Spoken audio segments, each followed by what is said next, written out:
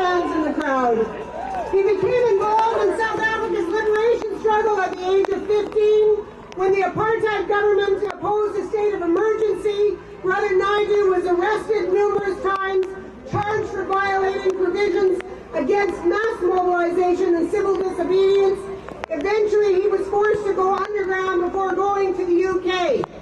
After Nelson Mandela's release from prison, he'll be returned to South Africa to work on the legalization of the African National Congress.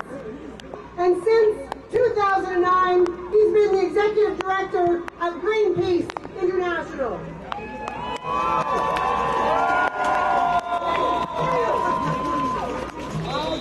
Friends, colleagues, dear brothers and sisters,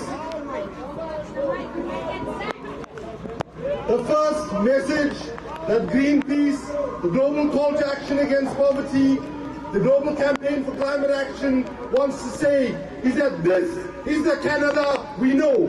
The Canada of Stephen Harper is not the Canada that the world wants to see. Our message to the G20 is simple. If you could have found not millions, not billions, but trillions of dollars to bail out the banks, the bankers, and the bonuses, why can't you find a fraction of that money to bail out the workers, the climate, the poor, and the future of our children and grandchildren? We specifically want to say to the G8 and the G20, last year you said you will stop fossil fuel subsidies, which at the moment is $100 billion annually of taxpayers' money that is going to support big oil and big coal. Now they are trying to wriggle out. We will be watching and we expect you to suspend those subsidies. But dear brothers and sisters, the importance of our gathering is also the building unity of citizen action and civil society. We are here to say we will not be divided along the lines of trade unions, NGOs, environmentalists. We now need to be as united as possible to send a clear message that the time of the foot dragging by the leaders, the time of playing political poker with our planet has to be over right now. I have just come from Alberta tar sands. Those of you who have not seen it with your own eyes should try to, because it is the worst catastrophe that's happening on this planet.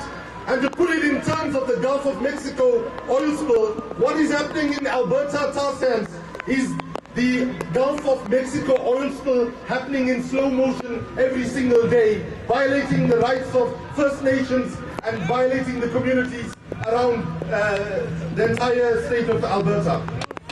My last comment is to say that today Stephen Harper made a big fuss about the 1.2 billion that they have spent on maternal mortality.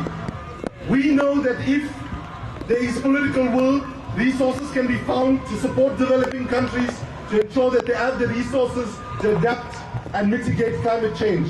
It is not fair that those that have been least responsible for climate change are the ones that are paying the first and most brutal price for the impacts of climate change. So with those words, let's make this march a historical march. Let's be peaceful. Let's send a clear message that we will be united and that a people united will never be defeated. A people united will never be defeated. A people united will never be defeated. Thank you. Our next speaker is Sid Ryan, President of the Ontario Federation of Labour.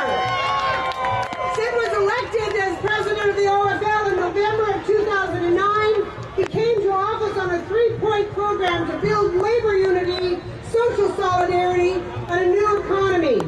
He's committed to building a broad social movement that makes advances on issues that affect the day-to-day lives of all working people, unionized or not, including better income distribution, housing, access to education and training, and child care supports. Sid wants to rebuild Ontario's industrial base, put people back to work, and protect public sector jobs. He emphasizes a strong link between environmental sustainability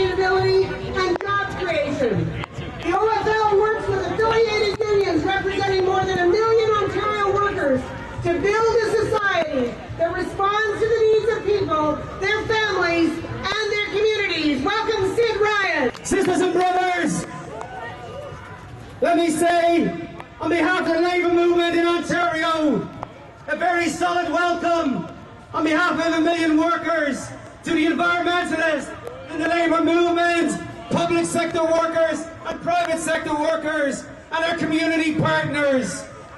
Our messages today are very clear.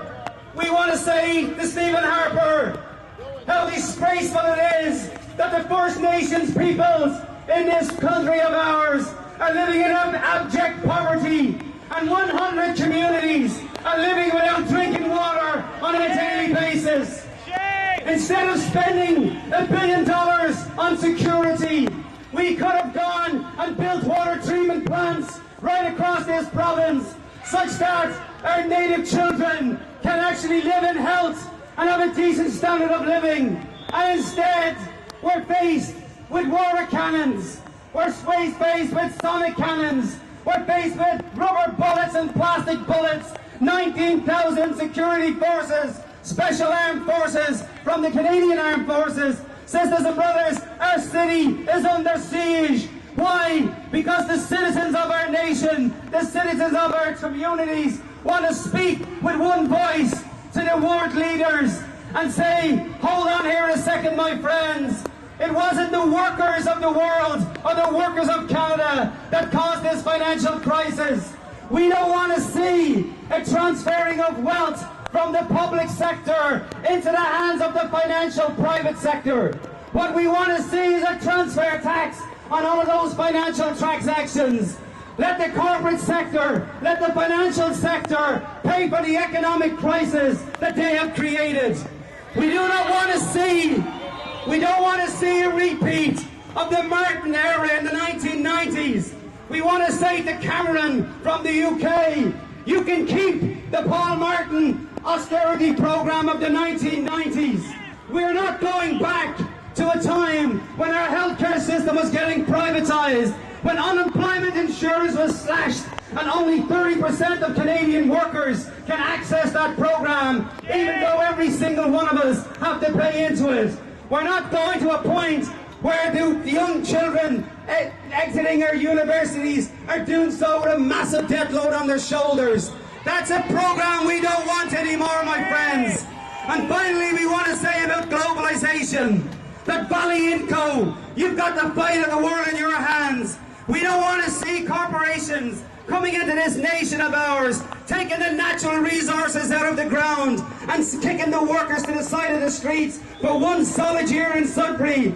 Friends in the labour movement, friends in the environmental movement, the fight of the steel workers in Sudbury and in Port Colborne and in Voisey's Bay is every one of our fights. For God's sake, let's come together. Let's unite the labour movement, the environmental movement, community activists. Let's speak with one solid voice and say that a new world can be dreamed of. We can have a different way of treating the citizens of the world. My friends, let's stay united together with the environmental community and the labour movement and the women's movement, and by God, we can move mountains. Thank you very much, sisters and brothers.